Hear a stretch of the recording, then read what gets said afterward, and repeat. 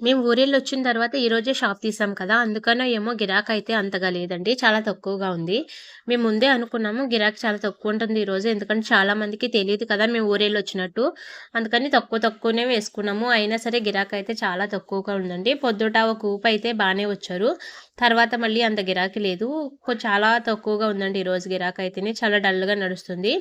ఈరోజు షాప్ బంద్ చేసేసరికయితే మేము 12 అయిపోయింది. 12 వరకు షాప్‌లోనే ఉన్నాము. లాస్ట్‌లో కొన్ని మిగిలిపోతే ఇంకా రోడ్లూడ్చేవాళ్ళు, జీహెచ్ఎంసీ వాళ్ళుంటారు కదా! వాళ్ళకైతే ఇచ్చేసామండి.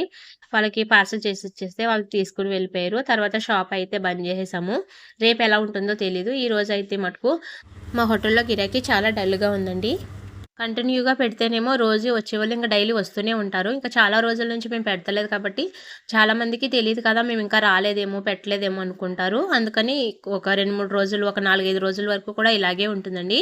అందుకని మేము అప్పటి వరకు కూడా చాలా తక్కువగానే వేసుకుంటాము. ఎందుకంటే మిగిలిపోయినియంటే చాలా లాస్ అయిపోతాం కదా! వేస్ట్ అయిపోతది కదండీ!